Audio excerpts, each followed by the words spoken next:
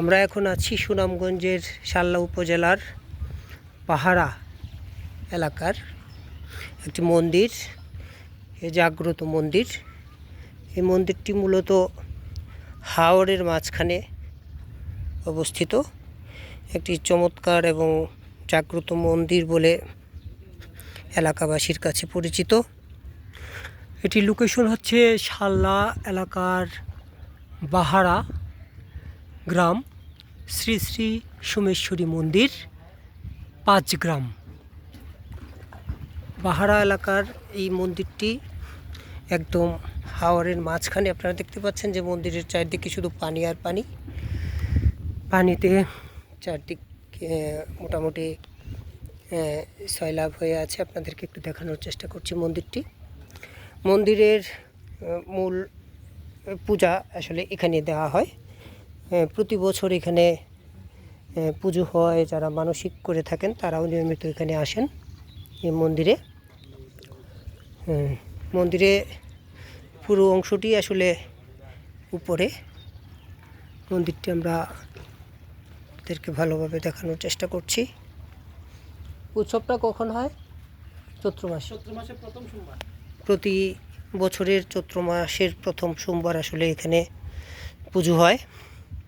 কথিত আছে যে এই পুজোর চৈত্র মাসের প্রথম সোমবার, এই পুজোর ঠিক আগে কিংবা পুজোর সময় পাথরের সংখ্যা অনেক বেড়ে যায়। এটা একটি অলৌকিক বাস্তবতা।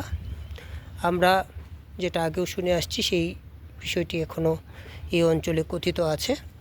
মূলত এখানে প্রতিকৃতি বলতে তেমন কিছু নেই, শুধুমাত্র পাথরকেই আসলে প্রতিমার প্রতিকৃতি হিসেবে পুজো করা হয়। এই হাওর অঞ্চলের অনেক এলাকায় কিন্তু আমরা দেখেছি যে প্রতিমার প্রতিকৃতি কম, কিন্তু পাথরের প্রতিকৃতি প্রতিমার প্রতিকৃতি হিসেবে ভক্তরা দেখে থাকেন।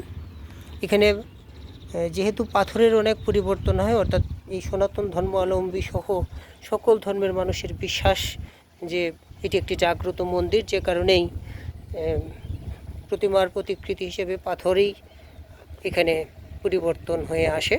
ছোট বড় নানান রকমের পাথর আছে এবং এটিও কথিত আছে যে পাথরের সংখ্যা কিন্তু কমে এবং বেড়ে যায়। যে আপনি যদি আজকে গুনে যান যে 50টি, আরেকদিন কিন্তু সেই 50টি পাথরের ঠিক মিল পাওয়া যাবে না।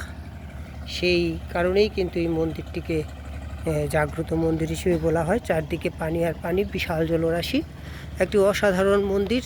মন্দিরের বেশ কয়েকটি অংশ রয়েছে। এখানে হচ্ছে যে একটি নাট মন্দির আমরা দেখতে পাচ্ছি। এখানে হচ্ছে মূল মন্দির, মায়ের সঙ্গে আরেকটি ভবন, এর সঙ্গে আছে একটি ধুলি মন্দির, যেটাকে বলা হয় সোমেশ্বরী মন্দিরের আরেকটি অংশ, ধুলি মন্দির। মন্দিরে প্রচুর আমরা দেখতে পাচ্ছি যে বোতল ঝোলানো আছে। বোতলের মধ্যে দুধ জাতীয় কিছু আমরা লক্ষ্য করছি। উপরে ঘাসও আছে, ঘাস, ফুল, প্রচুর পরিমাণে বোতল ঝোলানো, লাল নিশান।